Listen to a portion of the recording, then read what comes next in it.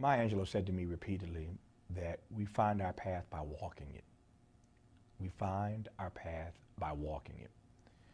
And at the end of the day, for all the advice you get from me or anyone else, from all the books you read about how to live a good life, your best life, from all the self-help seminars that you go to, from all the big think programs that you watch, at the end of the day, with all this information coming at you, you only find your path by walking it. You have to commit yourself to being courageous, being committed, being consistent to those immutable principles by which you have decided you are going to live your life. There is no other way around this. You have to walk your path to find it. We live in a world where everybody's looking for a shortcut. Everybody wants the shortcut to success, the shortcut to this, the shortcut to that. In our cars, I live in LA, we use these apps to find the shortest way to get to where we're going. Everybody in life these days, it seems, is trying to find a shortcut to wherever they think they're trying to go. And oftentimes, when we shortcut our way to getting there, we're not happy when we arrive anyway. And oftentimes, certainly in terms of our lives and careers, it means less if you have cheated or shortcutted your way to get there anyway. My point is that there's no alternative to doing the work. You have to do the work. And doing the work means that you have to walk the walk. You have to walk the path if you're going to find and discover what your life is truly all about. And quite frankly, and I'll close on this note, I've discovered that the joy is in the walk anyway. The joy is in the journey. There is joy in the journey. There are ups and there are downs, but there's joy in the journey. I believe that we live in a society where we are so caught up with achieving milestones that we end up missing the moments. You know, milestones are a beautiful thing, but it's these moments that really make life worth living. So don't be so, caught up in chasing milestones in your career that you miss the important moments along the way. Hello, hello, hello. It is BMSTE Radio Show. We are on Monday at 7 o'clock. Thank you guys for tuning in for another BMSTE Radio Show. And if you have to watch the replay, we're okay with that too. But thank y'all for tuning in. If you'd like to be a guest on our show, if you have a topic that you want to talk about, hit us up at bmsteradioshow.com, or you can email us at bmsteradio at bmste.com. If you have anything you would like to talk about, hit us up. Definitely our network is your network. Now to the nitty and the gritty. We have here with us today the one and only author of a book that she's going to tell us all about tonight, and we're going to have a conversation about us being our own authentically us, but that's not her book title, and being able to walk in our path. But that's the theme of our conversation tonight. So please, everybody, welcome our guest. Please tell everybody your name, how they can find you. Hello, hello, hello, everyone. My name is Christine Wilson, and I am the author of Authentically You, Following Your Own Path. Mm-hmm. You can follow me on Facebook, Christine Wilson. Mm-hmm. I am on Instagram, YouTube, and Twitter, maybe? Twitter, as Chris Wilson Motivates. Okay, all right. Chris Wilson Motivates. Chris Wilson Motivates. What you trying to motivate people to do? I do a Facebook Live, Chris Wilson Motivates, every Wednesday at 5:30. Okay. Motivating people to live in their authentic self, to live their authentic self. I try to inspire people to get out of the boxes, which is what you have done for me today, gotten me out of my box. So you're very inspirational. Thank you very much. You're welcome. So that's what I do every Wednesday at 5:30. Okay. Yeah. So tell us about your book. Hold your book up. Let everybody know. Awesome. My book, am I facing this way? Mm-hmm. My book is... You're on the screen, too. Oh, awesome. Authentically You, Following Your Own Path is my book. Mm-hmm. I started this journey back in 2016 of writing the book, actually. But the process and getting to the place that I could write it probably was 5 years before that. I was diagnosed with rheumatoid arthritis. And that was one segment of it. You realize your life is going to take a change and you have to start doing things a little bit differently. But then 9 months after the diagnosis, I was in emergency surgery. There was fluid that had compiled around my heart as a result of the inflammation from arthritis. Wow. And wow. I had no idea that this was happening to me, and went to the doctor, went to the emergency room, and went straight into surgery. So when I came out of surgery, with gratitude and thanksgiving for just being given another opportunity to live, I began this quest on, okay, why am I allowed to live again, to continue to live? Why did my life not stop with that? Because of course the doctor said, if you would have waited another day, you would not be here, because my heart could not press against the fluid any longer that was around my heart. It was in the sac. So then I started, just asking, why am I still here? And what should I say to the world now that I've been given this opportunity, this second chance at life? And I started journaling about the process and about the journey. And I found myself doing a snippet to go on the back of my church program every Sunday. So once a week, I was writing something about my journey, basically about my journey. But it was something, if you didn't know my journey, you wouldn't know it was about me. And about 3 months into that process, I thought, this needs to be pulled together. I can just pull all this together. And that's basically how the book was compiled. And I knew at the end of that year that I would have the book, because in December it would be over. And I published in January. Wow. So when you say you were on a journey, you were on your journey to find your path. Exactly. And your authentic. So exactly. Do you think that if it wasn't for that life and that significant situation in your life, do you think you would have ever tried to find your path? No, ma'am. There was nothing. I was comfortable where I was. Had been on a path for all of my life, and there was no reason to change it. No reason to change it. I was not looking for my ultimate reason for being. I was not looking for that. So if I had not come face to face with my own mortality, I would not have thought about inquiring as to, why am I really here? What do you want me to say? How am I to make my imprint on this world? What should my imprint be? I'm not here by happenstance and for no reason. What is it that you want me to say? And in doing that, my main direction, my main focus is to inspire and encourage others to do the same thing. So how do you get people motivated to do that if they haven't had that life, that changing or that moment, that defining moment to make them say, I want to change, I want to find my path?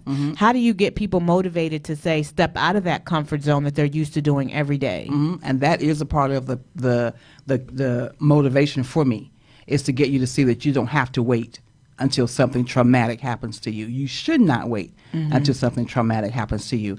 You should begin to live your very best life today, no matter what your situation is. Even if you're homeless, you can start living your very best life today. Today, it's a decision that you make. That I'm going to make a small tweak in what I do. I'm gonna do something different than what I've always done in order to change the trajectory of the rest of my life. So you talk about a small change. A lot of times when people, the perception is, in order to get your life to go in a different direction, you have to make these big, significant changes in order for your life to move into a different direction. So your opinion is it's more of a small change or a tweak that can change how your life is going. It certainly can be something huge. For me, it was huge. But the small thing that has transpired, and I recognize it now on the hindsight as a small thing, is writing. And that's how the book came about. But I have been a writer since I was a child. I was 16. I can remember back as far as 16. I would do a diary at that time. It was called a diary, and I have kept this all my life. At certain parts of my life, I have always written things down. I can solve the world's problems in my diary, and now I call it my journal. And so the small tweak that had to take place for me was I had to release my journal to the world, and that's what I did. It was a small tweak. So it was kind of you walking in the path that you were designed to do. You were designed and you were here, destined to come here to write and to motivate other people to find what you found. Absolutely. And you want to help them do that before they have a traumatic experience. So you talked about you do motivational Wednesdays at 5:30 on Facebook Live. Tune in. So what can people expect if they tune into your live? Well, the midweek motivation has matured. When I first started doing midweek motivation, it was all about more of a business perspective and trying to motivate, because I was launching the book and really pushing the book at that time, and really wanting people to dig down and find out those things that really make you tick. What is it that will make you jump out of the bed every morning saying, yes, a brand new day, I'm ready to do this one thing. There's one thing that everybody has a passion for. There's several things you can have passion for, but there's something that every person has a passion to do. And at that time, I was just trying to motivate people to find that thing. Spend time with yourself. Spend time in prayer. Spend time in the Word. However you need to spend time. Go for a walk in the park. Just spend time with yourself to figure out what that thing is that causes you to have passion, that drives you. And then be about doing that. If it's a money maker, wonderful. If it's not, wonderful. Because the things they really give you passion, you'll do for free. Because it just brings life. It gives you life. So that's how midweek motivation started. And it has matured a little bit now, and I would hate to even admit it, into a message as opposed to a motivation. The message is the motivation, and it really is my life from week to week, what's going on in my world from week to week. And I find the positive aspects of what's going on in my world from Wednesday to Wednesday, and I motivate others from that platform, from my life's platform. And I use a lot of the scriptures to support what I'm saying to the audience who's following me at this point. Awesome. So let's go into a couple of these questions. So one of the things I want to make sure we talk about, even before we go any further, is can you tell people how they can buy this amazing book? Absolutely. My website is christinewilson.net. Okay. Head over to the store and you can purchase the book. Awesome. Yes. That's the one thing. And then while we're in the middle of the show, again, tell them how that they can find you. I am on Facebook as Christine Wilson. I'm on YouTube, Instagram, and Twitter at Chris Wilson Motivates. So when we talk about someone who is out there and they're trying to, they're in a rut. They're going to work every day. They're just in the routine. They're just doing the same thing every day, and you get tired of it. But you don't know how to get out of that. You don't know how to get out of that cycle. You want a new job, but then you don't know what you want to do. How do you identify your path that you should be on? Like, how do you motivate people to find their particular niche and their path? Because there's some people that are just stuck and they just don't know how to get out of that routine. Right. And the thing about being stuck and having this 9 to 5 that you go to, you hate every day, been there, done that. And I had to reprioritize my job because I need my job. So I went to a conference a couple of years back, and this lady called Donna Izzard, and she calls herself the DI. She coined this phrase, my silent investor. That's what my job is. My job is my silent investor. Yeah, I call mine a sponsor. Exactly. Same concept. And these jobs are a means to the end. The end, the beginning, the middle, and the end is that thing that really interests you. So, if the words come forth, passion, the words come forth, your life's calling, why you were put on the earth at this point. If those are too big for you, just go with the things that interest you. Start there. What is it that interests you? If you just like to bake brownies, start there. Bake some brownies and take them to work and see if people eat them. You have to start small, and don't despise small beginnings, because there were certainly several things that I tried from 2016 to now that I had to go back and say, oh, this is not it.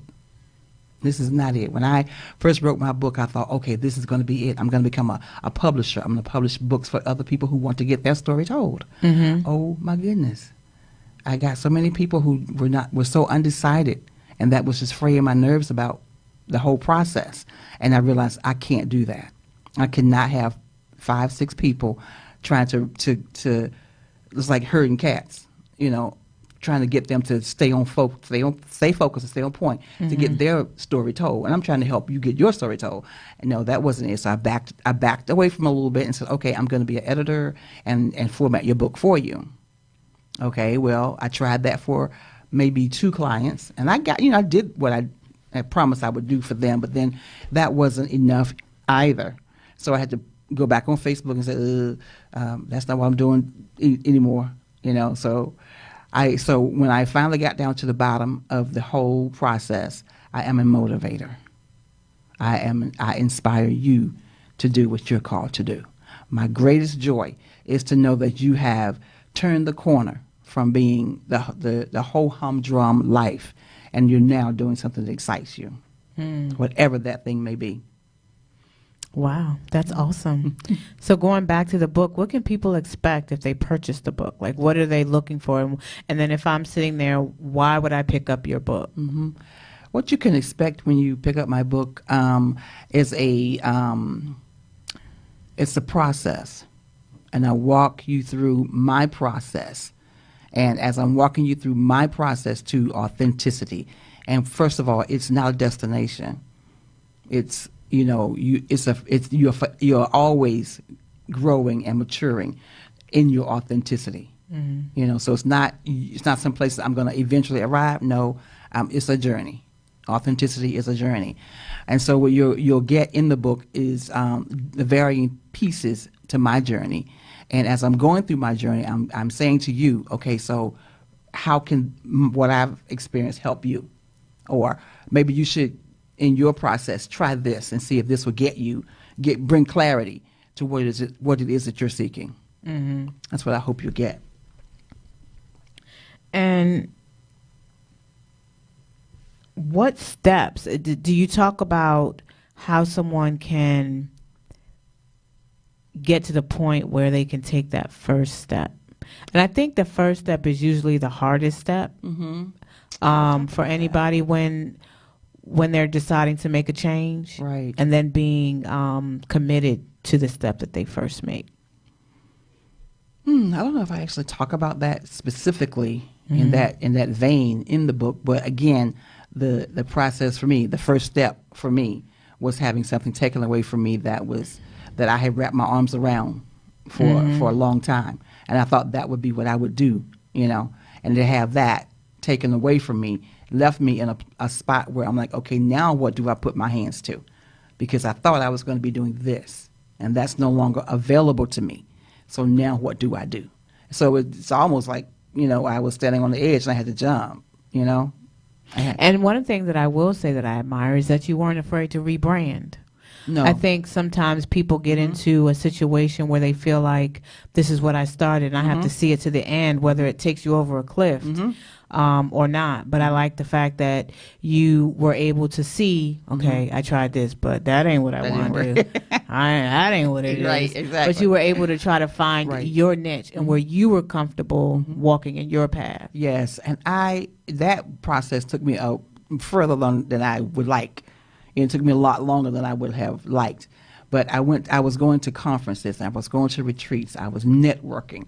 I was watching everybody's and anybody's video on Facebook and YouTube, just soaking up information. How do you start a business? How do you do this? And how do you do marketing? Should I try to get on a radio show? No. The whole gamut, just questions coming to me, and I was following every rabbit trail until I had just exhausted myself, and I had to sit myself down and say, look, as long as you're watching everybody's video, you're not making your own. As long as you're reading everybody's how-to book, you're not writing your own. As long as you are, and you can still support other people in what they're doing, but if that's all you're doing, you're not doing you. And so I had to really, you know, sit myself down and shake myself and say, stop.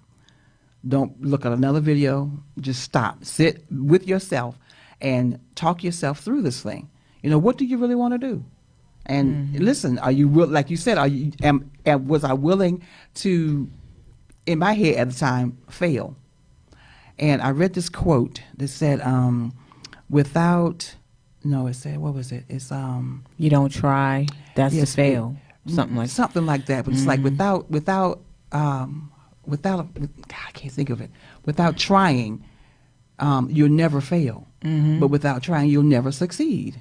That's the bottom line of it. It was called The Awakening, but I can't remember the first part of it. But if you don't ever try something, no, you won't get disappointed. You won't get your heart hurt. You won't fail. You won't feel like you missed the mark. But if you also don't try, you'll never know that you made it. You never know that you can make it. You never know that you can succeed. So yeah, I'm not afraid of rebranding. This may not be it for the long haul, but it's it for right now, and I'm good with that. I am excited about that too.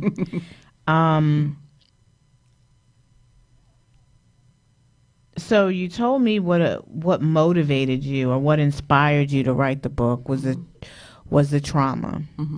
Once you got past the trauma that you went through, how long did it take you to realize or to start following your path? Was it instant, or did you go through another phase before? When did you decide that, you know what, I'm walking my path? Was it a long time between the trauma and when you actually started? I think it was about 2.5 years before I finally got my footing.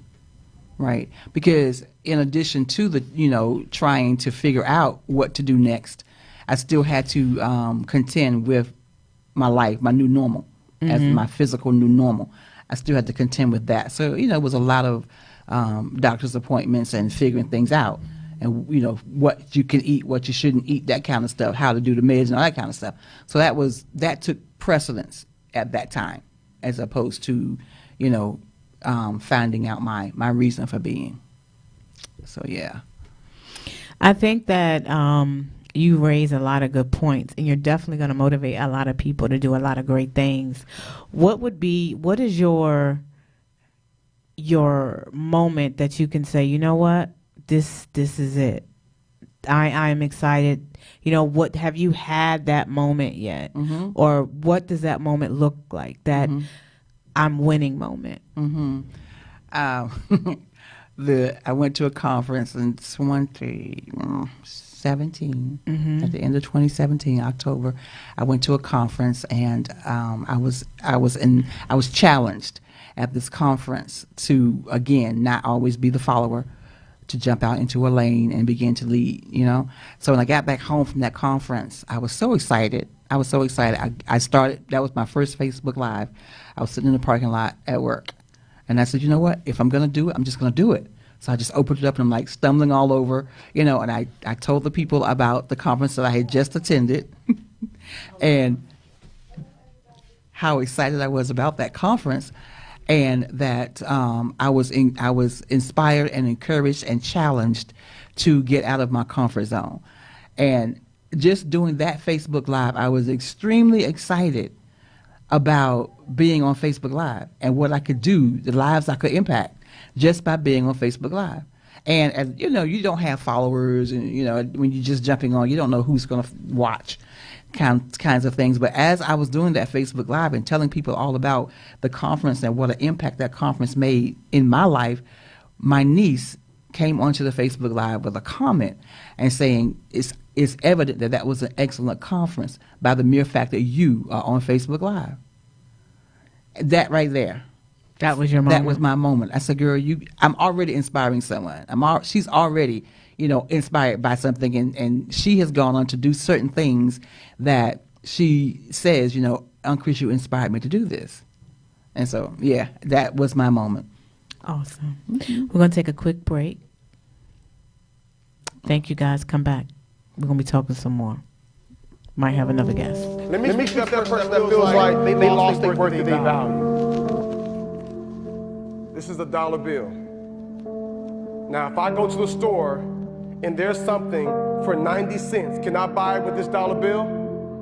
Okay, all right. So if I go to the store and there's something for 85 cents and after tax, it ends up being 96 cents. Can I buy it with this dollar bill? Okay, all right, so what if I ball the dollar bill up? Think about it now.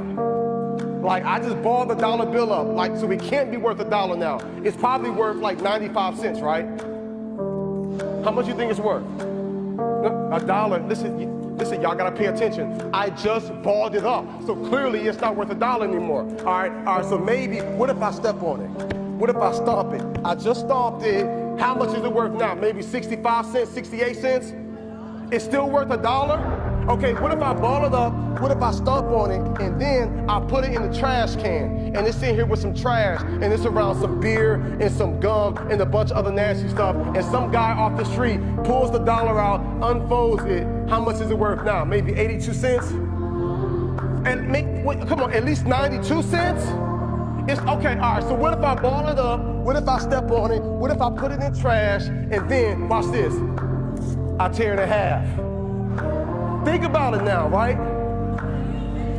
How much is it worth now? $1? I could tape it? Whoa. Shh. Wait. Wait a second.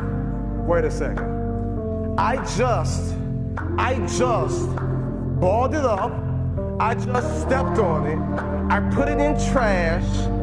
I pulled it out. Then I tore it in half. And you mean to tell me I can pick the dollar up, I can wipe it off, and I can put some tape around it, and it's still worth $1?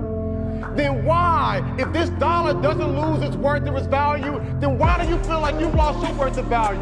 Because many of you feel like you've been stepped on, you feel like you've been pushed aside, you feel like you've been abandoned, you feel like you've been talked about, you feel like you've been abused, like someone took from you, someone hurt you, somebody took advantage of you, and deep down inside your core, you feel like you've lost some of your value. And I am here to tell you today that this dollar still has worth and value, because there are some men years ago who put value over this life and said that no matter what happens to it, it can still be taped back together. It can still be wiped off. And I am here to tell you that you were created and you're born and you're here and you have life and you have purpose and you have value. And though you've gone through some hard times and though you've experienced some depression and you might be wanting to hurt yourself and you might want to give up, I am here to tell you still got worth and value. And there is nothing that can happen that can take your worth and your value away. So what you gotta do now is you gotta pick yourself up. You gotta dust yourself off and you gotta keep moving.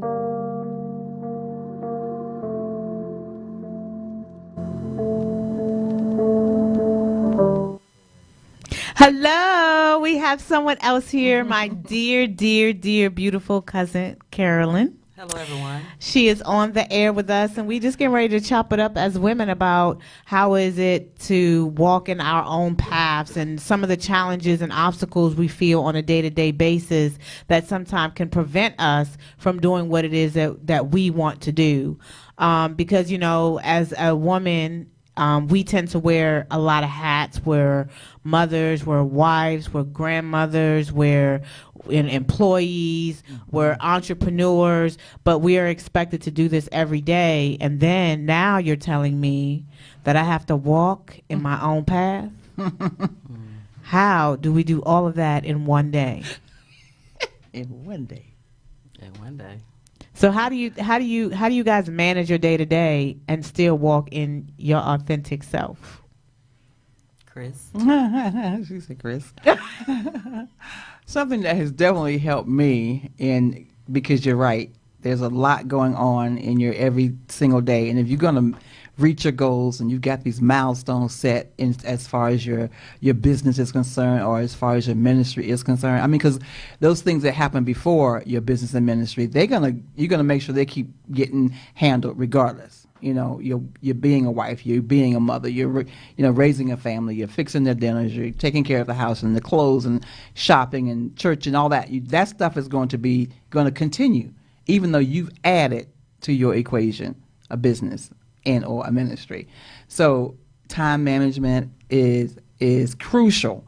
And I've heard this very wise man, Pastor William Covington, says you can't manage time. You manage your schedule, because everybody gets that 24 hours. So yeah, everybody gets the same 24 hours. So you really have to set time frames around what you're going to do, and you have to factor in your business. You have to factor in your ministry, the things you need to apply, the time you need to apply to make it, to mature it to where you want it to be. And when that time comes on your clock, you have to set a dead stop on whatever else you're doing so that you can focus on that for the next hour or 2 hours or however much time you have factored into your day in order to achieve it. Carolyn? I think I definitely co-sign with what Chris has said. I think a lot of times, we just get bombarded with just life. Mm-hmm. And I think for me personally, it's just a matter of trying to schedule that time because there's so many things that are thrown at you on a daily basis. And, my husband gets on me all the time about not sleeping, and because it's like it's so many things I have to do. I'm not going to allow lack of sleep to dictate or to deter me from what I have to do.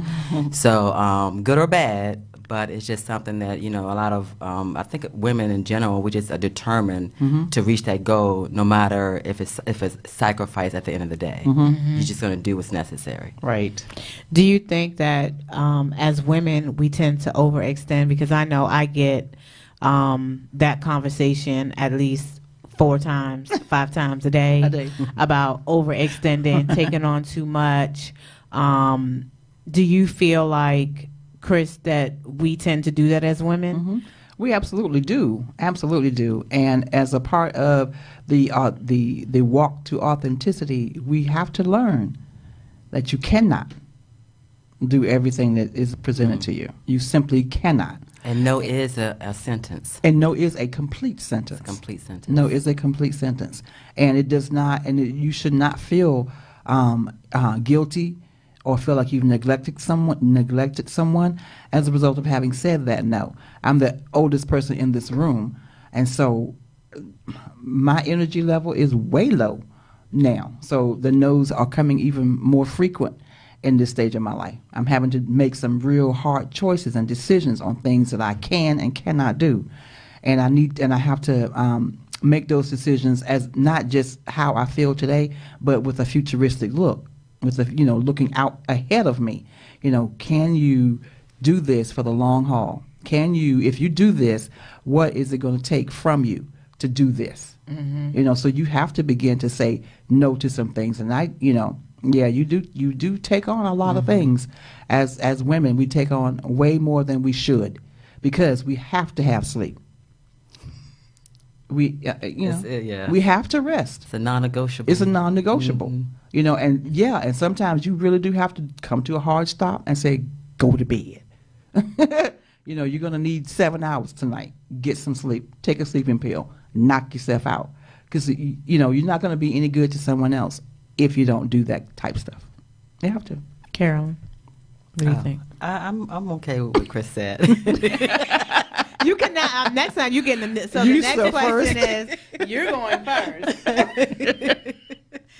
So, but what about when, Carolyn, people call you and they have, your family, friends, everybody has all these expectations.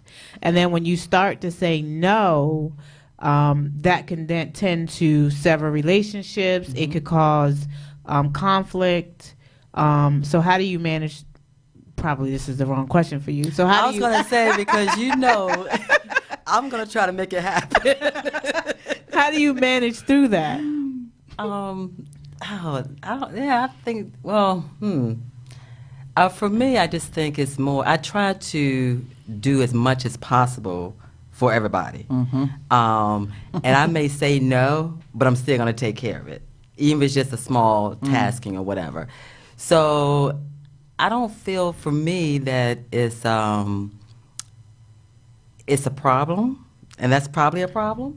That's a problem. That's a problem. Because, and it's not necessarily being a people pleaser. It's just that, I like to, help. I want to see people succeed. I want to motivate. I want to, I want to make it happen. I'm a problem solver. You're a problem solver. And so, and whatever that takes. So I may put a bug in your ear and say X, Y, and Z, and you may not listen, but it's okay. Or you may ask, cuz do X, Y, Z, and I'm going to try to make it happen. I may have some boundaries there, but I'm still going to make it happen.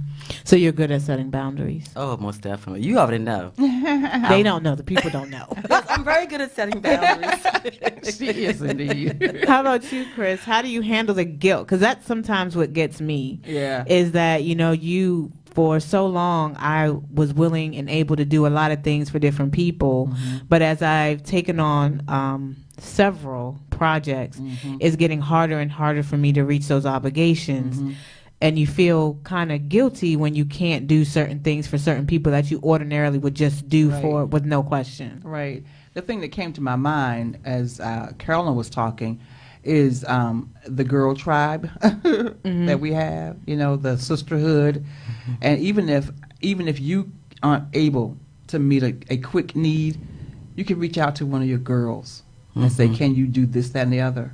Can you go there? Can you do this? Can you meet this need? Can you make this phone call? Can you talk to my friend? Just you have to have a group of people around you that you can delegate to at this stage in life. When you begin to hit the big stage like you are now, you cannot do it by yourself. That's what I'm saying. You can't do it by yourself. So you have to have people in your inner circle that mature people. I'm not talking about in age, but people who can handle you, okay, and handle all the nuances of you. And your expectations. They need to be able to handle your expectations. Exactly. And not feel intimidated or, she's doing X, Y, and Z, but encourage and support you. Exactly. And whatever that is. Exactly. Exactly. And those are the people that we need in our world in order to make our lives tick. But as you get older, that list gets shorter and shorter. It's small. It gets very small. And I think the more things that you do and accomplish, it gets even smaller. You're right. But then you have to wonder if those people that were in your life were really authentic. Exactly. Were they really part of your true circle? Because if they're dropping off, sometimes it's good for them to drop off. But then you have to reflect, were they really part of my true circle?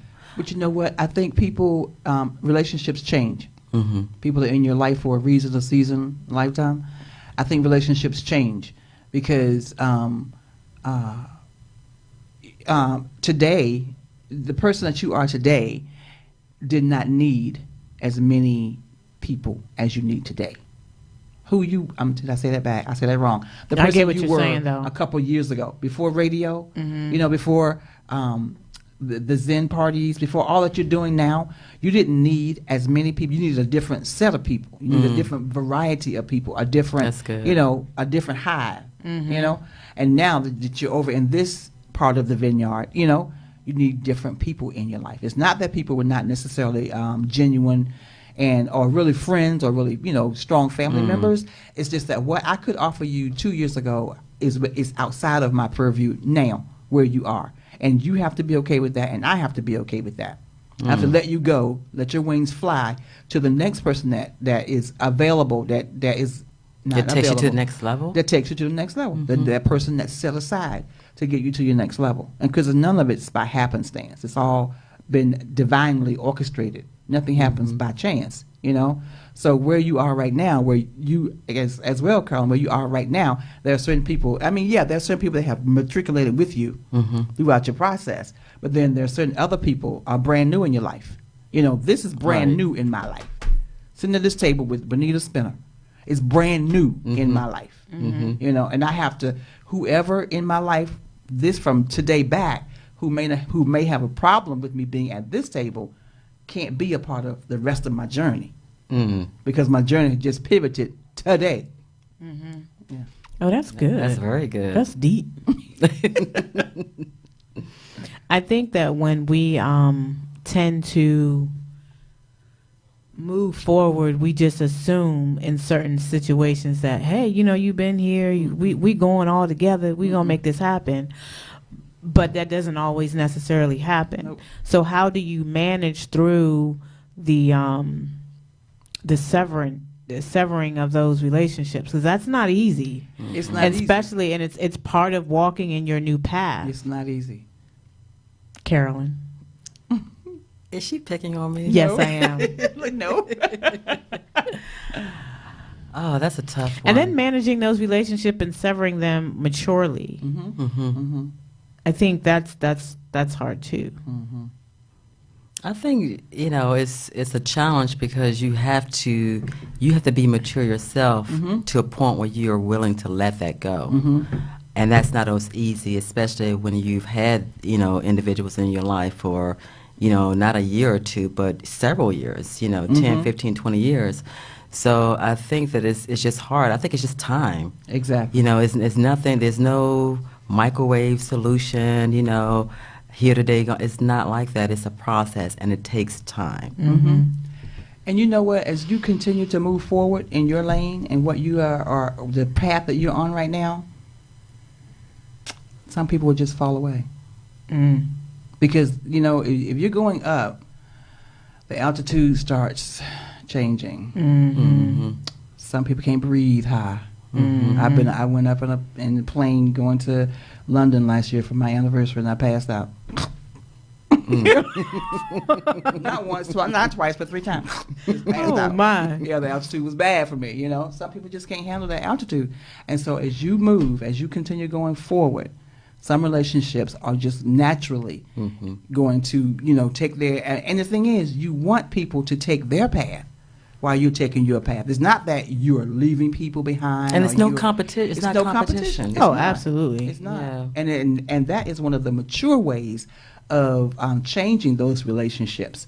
As you see your family or friends go in their direction, you encouraging them. And at the same time, they should be encouraging you to go into your direction. But there's some people who are just going to be out and out flat mad haters, and you just have to keep moving, and they will eventually pass out. They'll pass out. And I believe that's part of moving in your authentic self is learning, yourself and who those people are that are still in that path and going in that direction. Exactly. And I think that's another part of why it's hard for people to make the first step is because they know if they make that step that It's it gonna could cost them it's something. going to cost It's going to cost you Your something. new normal. and that's uncomfortable. It is and very people don't uncomfortable. like to be It's uncomfortable. very uncomfortable. And people don't like change. And I was one of those people for a long, long, long time. I mean, Carolyn's been talking to me about a book for probably 10 years before I started. Oh, it's been about 20 years. Okay, it's 20 years. Okay, it's 20 years. And so, yeah, it is very, very difficult to make that first step. But, the questions you have to ask yourself is, are you willing not to take that step? Are you willing not to live your very best life because you're scared of making that one decision? Is it worth it to you? Are you willing to get to the end of your life and be filled with regrets that you never tried? It never happened for you simply because you never tried. My son is texting me various things, and I was challenging him. Listen, I'm your mother. I am now 57 years old. Where is your CD? Where is your single? Where is it? It's all in there. The world needs to hear what you have to bring. And he has awesome music, amazing music. Plug. This is the plug. This is the shameless plug from my mother. From my mother, yes. You can go to on YouTube, BT Surrender. BT Surrender is his new single, and he has a video attached with it. Go check it out. It's beautiful. Okay. We'll play it next week. Send me the link. We will. could have played it today if you'd have told me. Yeah, well, this all happened real quick. Yeah, it kind of did. We kind of Yes, just threw it up on you. But yeah.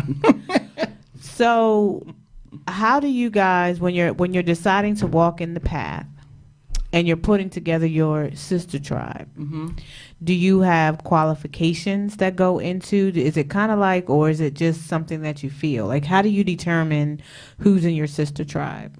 I think, can I speak to that? She wants to speak to that one. Only, Because she has great tribes. yes, and I think one of the things, and I always share this with Chris, is that we do a girls' getaway every year. Some people can make it, some people not. But when we get together, it's like we may not see each other for months, but when we get together, it's like it's great. One of the things that's always key for me is that we can be who we are, and we don't have to change for anyone. Exactly. So if I get in a mood, or Chris gets in a mood, she doesn't really get in a mood, but we accept each other for who we are, being authentic. Exactly. We're not trying to put on any airs. We're just free, Right. in who God made us to be. Exactly. And we accept each other. No matter what it is, good, bad, ugly, it's a package deal. It's a package deal. Yeah. And we encourage one another. We share one another. Even when we had the Zen moment, being presented. I'm a plug in for you. Shameless plug. Yeah, the Zen party over the weekend, and it was great. You took, and one of the things that you said was a moment. Yes. Take 5 minutes, a moment. Yes. And I think when we do the girls thing, and we're taking that moment That's our for moment. us, whatever that is. Whether it's a day of going out to eat, whether it's just sitting at the table, whatever it is, it's taking that moment for us. Exactly. Chris? That is priceless. That is priceless. And yeah, just the mature people who can handle you. It's just the point that I wanted to make about that. And so, I have a couple of girl groups. My sister-in-laws, what I call them my sisters in love.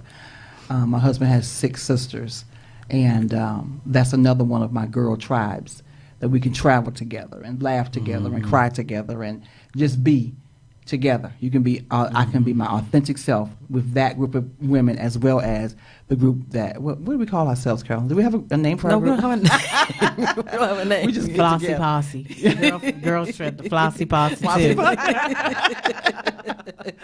Exactly. And it is very, very important, that we just have that moment when we can just go and just leave all of our life behind, basically, and just relax and do anything, nothing. You have to have it. And then if you have a moment where, I am just broke down, busted from the flow up, just busted, and I need y'all to just listen to me. I need to sit here and talk about my life and the things that I'm feeling. I need you to In a receive no that. judgment Right, zone. exactly. No judgment Exactly. zone. A safe Zone. You're yeah, safe. I'm very safe amongst my girl groups, and I just need that, and just sit and listen to me. And sometimes I don't need you to fix me. I Just you need to to hear. I need you to just listen to me. And if I start crying, I need to see a tear roll up in your eyes with me. I just need to see that. You feel me, right? I understand that And one. when I wash my face and get back in my car and go home, I'm good. I'm good. Yeah. Okay, so we are in the conclusion, running down on time. So why don't you go ahead and tell them again how they can find you and hold your book up so that they can know where to purchase it. Go ahead. Awesome. You can purchase my book from my website, which is christinewilson.net. It's also on Amazon. It is also on Amazon, so you can purchase it there. But if you want a signed copy by the author, you have to get that copy from christinewilson.net. And your Instagram. You can follow me on YouTube, Instagram, and Twitter. Chris Wilson Motivates. And on Facebook, I am Christine Wilson. And thank you for tuning in. Before I go, there's one thing I always ask my guests Yes. when they come on, and tell us 3 things. Thank you, Carolyn, for coming to the show. Thank you. Thank you. Tell us 3 things that people who don't know you wouldn't know you. You got 40 seconds. 3 things that what? People who don't know me. Would know. Tell them 3 things about you that people who don't know you would want to know. Some 3 interesting things about yourself. Oh, wow. Wow. I am a writer. I write for a magazine, Today's Purpose Woman magazine. That's 1. I have 13 grandchildren. Oh, wow. And I am the last of 11 children. Oh, wow. Yeah. Wow. We have huge You families. don't make families like that no more. Exactly. I'd like to thank everybody for tuning in this week. We won't be here next Monday. Next Monday is a break, and I will be in Cuba. So we won't be here next week, but we will be here on the 29th. I'd like to thank you both for coming in. Carolyn, thank you for getting on. Thank you, Chris, for coming. Even though you were bullied, we appreciate They you. bullied, pushed through Thank under you the for bus. all of our sponsors, the Peaceful Soul Collection, Simple Sweets, Girls Talk Atlanta, and Legacy Space. Thank you guys for tuning in. You can follow us at BMSTE Radio Show on all social media outlets, and you can go to our website at bmsteradioshow.com. We're out.